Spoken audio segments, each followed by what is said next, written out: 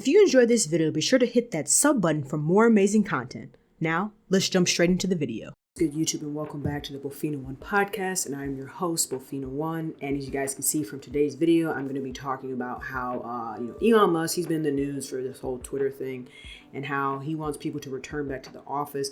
He's now eliminating free meals for the Twitter staff, arguing no one was turning up to eat them. So before we get into this video, be sure to hit that thumbs up, comment, share, and subscribe, and let's hop into it. So let's read this article.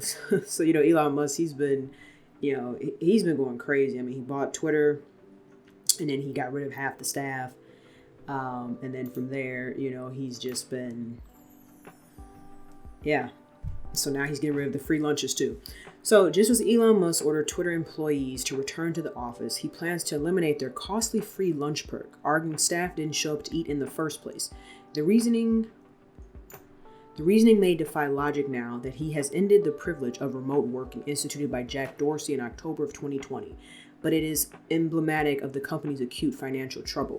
So that's kind of what he did with Tesla. He's kind of taking some of his same practices with him, running Tesla. I feel like taking that back into Twitter. So we all know he sent a bunch of emails out with Tesla saying no more working from home.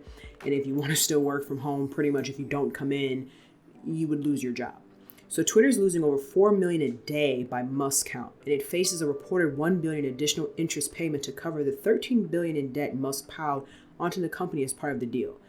Spending cuts at Twitter have proved a divisive issue, with some seeing Musk's latest measure as a draconian attempt to recoup the money on his overpaid investment, while others have little sympathy, as eliminating perks are naturally one of the first levers to pull when restructuring a company deeply in the red. And so I've kind of heard that too, that some people feel as if, he's doing like what people say a businessman would do, right? He's cutting the fat, he's cutting things in the company because the company was already not doing well. But it also kind of can seem as if he overbought, so he might be doing these things because he overbought as well.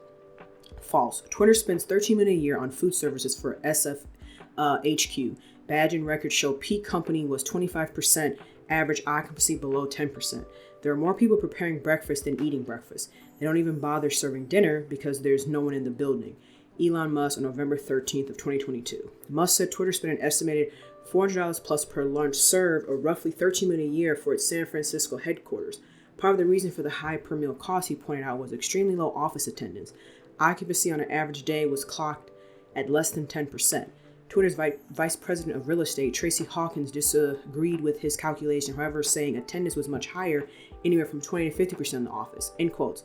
This is a lie, posted Hawkins, who said she has chosen to resign rather than work for Musk. For breakfast and lunch, we spent $20 to $25 a day per person. This enabled employees to work through lunchtime in meetings, close quotes. And I mean, I don't know. Part of me feels like she resigned because she probably was going to get fired, but that's a different story for a different day. But yeah, I mean, I can see that I can kind of see why you would cut this, because if no one's coming to the office and people are working from home, or maybe you only have one day, right? Like maybe only one day people have to come into the office. Why would you be spending money on lunch for no one to eat, to not boost productivity? So I kind of agree with that concept. Like that's just a waste of money, Musk's bumpy ride so far. It wasn't the only time an employee at Twitter has called out Musk. On Sunday, he also apologized to Twitter users abroad for slow performance, blaming it on the infrastructure. Yet Sasha Solomon, the tech lead on Twitter, questioned whether he actually understood the programming language. In quotes, "You did not just lay off almost all of infra and then make some sassy remarks," she wrote. "Did you bother to even learn how GraphQL works?" End quotes. "Then please correct me. What is the right number?" Elon Musk.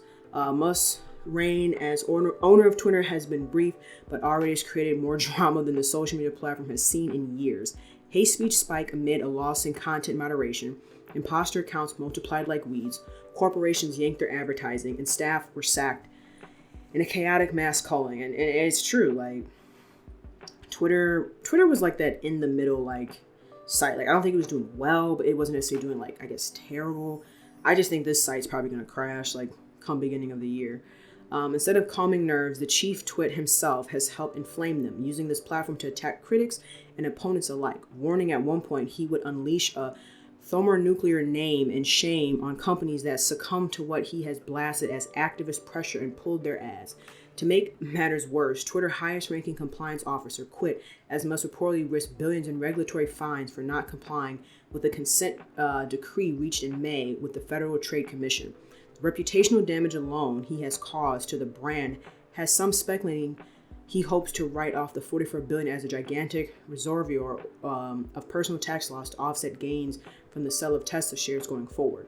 Everything that Musk has done publicly so far to Twitter seems like exactly what I'd do if I wanted to ensure the entire platform ran straight into the ground and fast. His actions and words make it really hard to see how this isn't actually his plan. Yeah, and I don't want to read these last couple things, but it's weird. It's almost as if like they said, he's using this as a way to be able to have some sort of write-off because he made a bad decision. In a sense, he overbought for something that wasn't at the value that it got sold for, that he bought it for. So he's firing everybody to try to cut costs, getting rid of, different perks, different things. And then it's also lowering their productivity as well. And I believe he had to share some of his Tesla stocks, or someone said, or something like that. So I don't know what he's doing, but I don't think Twitter's going to be around that much longer, because if no one believes in it, there's no advertisers, there's no nothing. I mean, essentially, it would just be his money going into it, and there's no money being produced. So I don't know. Let me know what you guys think about this down below in the comment section. If you guys enjoyed this video, be sure to hit that thumbs up, comment, share, and subscribe, and I'll see you guys in the next one. Peace.